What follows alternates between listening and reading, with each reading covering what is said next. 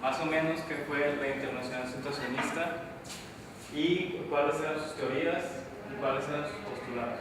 La Internacional Situacionista se forma en Italia el 28 de julio de 1957.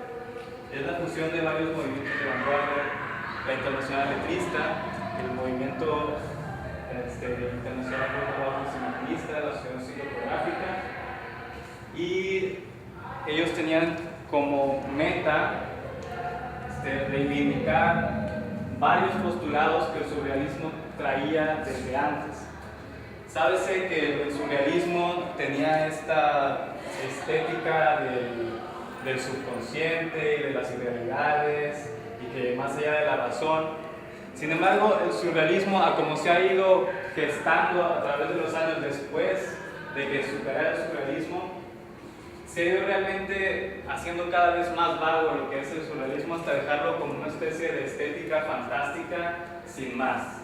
O sea, las obras que vemos en museos o las obras que vemos en libros de historia por lo general nomás cuentan eso, el subconsciente, el inconsciente, Sigmund Freud, bla bla bla, pero no toman en cuenta todo el lado político y social que el surrealismo tenía y por donde empezaba el surrealismo y por qué empezaba el surrealismo. El surrealismo, si partía del subconsciente, era porque, al igual que los dadaístas, estaban hartos del raciocinio exacerbado que tenía la civilización de Occidente y que había generado la Primera Guerra Mundial. Los surrealistas tienen todavía, son como los que siguen del dadaísmo. Los dadaísmos son los papás, los dadaístas son los papás del surrealismo, y los surrealistas con el hecho del inconsciente y todo esto trataban de volver a la sociedad dentro de un terreno de deseo, dentro de un terreno de espontaneidad, dentro de un terreno de juego que la excesiva racionalidad había empezado a eliminar.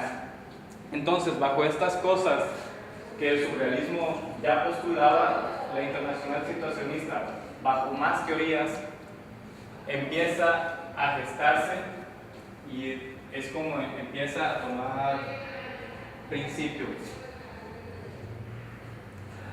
La Internacional Situacionista tenía dos como máximos exponentes. Uno era Guy Debord y el otro era Raoul Vaneigem, que ahorita vamos a ver a los dos, y tenían varias frases bastante radicales como estas dos: reduce la vida a una simple elección, revolución o suicidio, dime en qué situaciones has vivido y te diré quién eres, dime qué situaciones has creado y te diré cuánto has contribuido.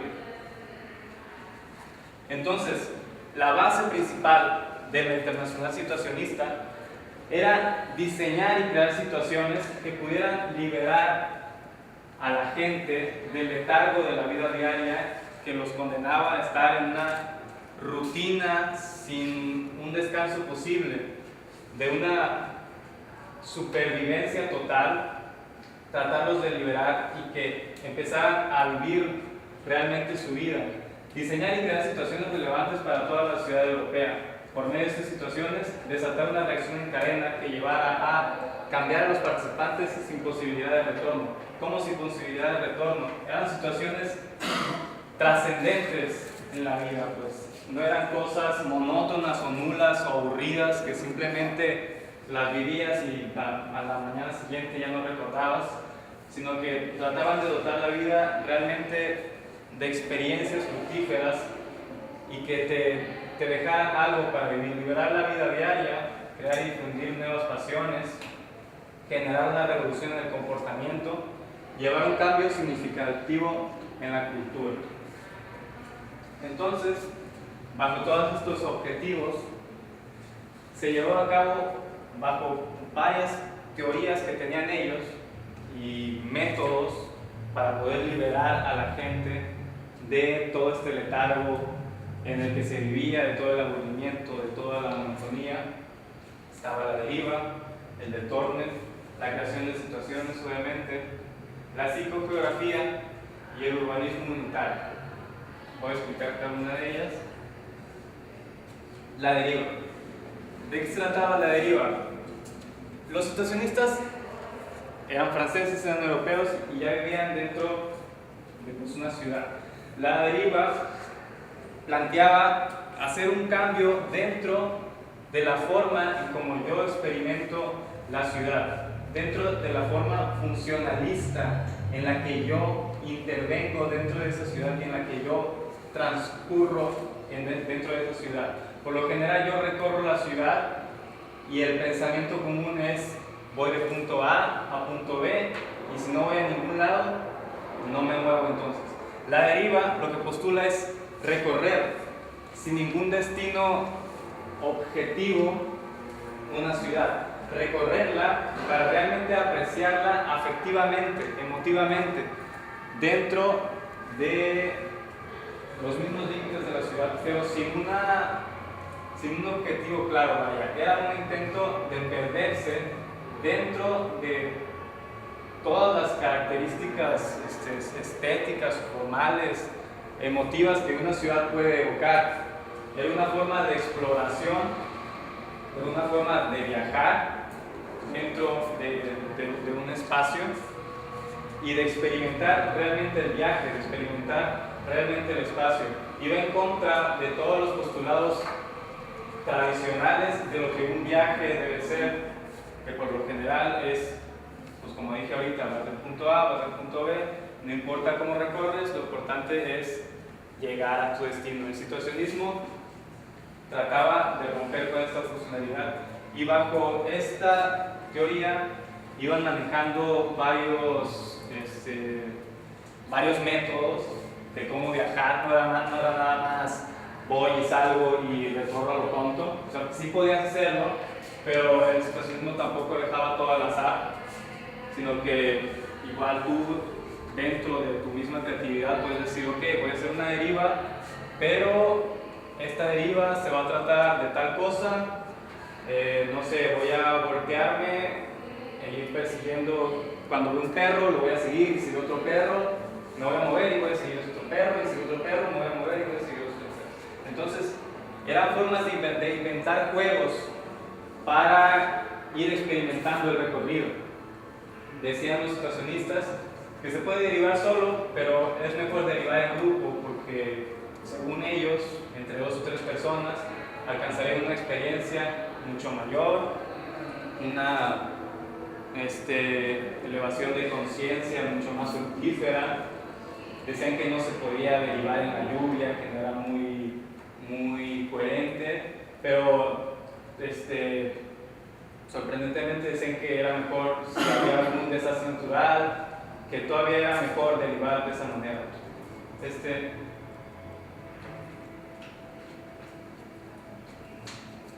Entonces la deriva de eso, tenían más juegos. Por ejemplo, el de la cita libre. Yo le llamo a alguien y le digo, te voy a citar en tal lugar, pero no te voy a decir con quién te voy a citar, y tú no vas a saber con quién te vas a ver. Entonces él iba, llegaba, no tenía por qué esperar a nadie porque no sabía con quién se iba a ver, y citaba yo, que hice la cita, puedo citar a otro y decirle que en ese lugar lo voy a ver, pero no le digo con quién, y no le digo que yo voy a estar ahí, obviamente, sino que simplemente ahí se va a encontrar con alguien. Entonces se creaba un juego medio extraño de que llego yo que me citaron, no sé con quién me voy a ver, puedo o no puedo encontrarme con esta persona que voy a citar, me puedo poner a platicar con alguien, puedo no hacerlo, puedo irme, puedo quedarme ahí horas esperando. Entonces la experiencia ya no se vuelve tan funcional, sino que se empiezan a explorar otras formas de experimentar. El situacionismo era mucho de estar jugando, era mucho de revivir todo ese juego lúdico que se estaba perdiendo por esta sociedad excesivamente racionalista. El urbanismo unitario. Los situacionistas tenían firmemente claro que la ciudad en la que vivían era extremadamente aburrida. Nos aburrimos en la ciudad, ya no hay ningún templo del sol. Entonces, para ellos, la arquitectura era una de las cosas más importantes dentro de la vida diaria de las personas. O sea, yo salgo de mi casa, transcurro por la ciudad y veo una ciudad súper aburrida, gris, apagada, y realmente no me dan ni ganas de volver a pisarla. Realmente no me estimula para nada la ciudad, no me dan ganas de imaginar, de crear, no me provoca nada.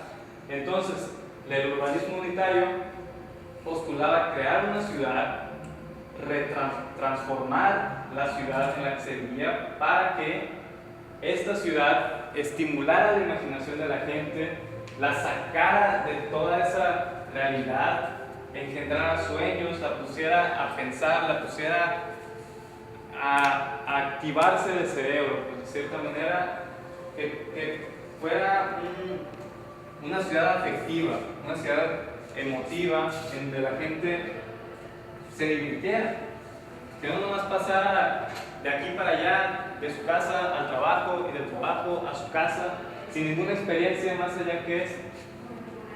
Entonces, estaban como en contra de esta arquitectura funcionalista que estaba muy en boga, y planteaban que el funcionalismo en la arquitectura realmente era una cosa demasiado conservadora, y más sin embargo, todo este funcionalismo que intentaba crear un ambiente en el que la función fuera lo importante y encontrar esa función total de la que no se pudiera salir porque así debía de ser, o sea, así funcionan las cosas, y si así ya funcionan, ¿para qué vamos a cambiarlo? Para los situacionistas era completamente ilógico ese postulado, porque si bien había que ser funcionalistas dentro de la ciudad, se les está olvidando que una ciudad también tiene una función psicológica, y es la función de los ambientes. La apariencia de un edificio me afecta tanto como la función que puede tener ese edificio, como la buena función que puede tener el edificio. Entonces, ellos querían transformar la ciudad para que no nada más hubiera esta necesidad de función, se satisfaciera también esta necesidad lúdica de los habitantes. Entonces, por ejemplo, para ellos, el punto más pequeño de una ciudad ya no iba a ser la casa, sino que iba a ser un barrio en donde la gente que vive en ese barrio no estuviera aislada en las casas en donde estaba.